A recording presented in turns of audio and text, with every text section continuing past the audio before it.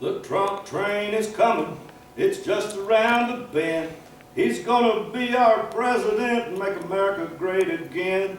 Our country needs a leader, and Trump will unify. He's gonna close that border and build that wall so high. He's a common sense conservative, the rhinos cannot stop.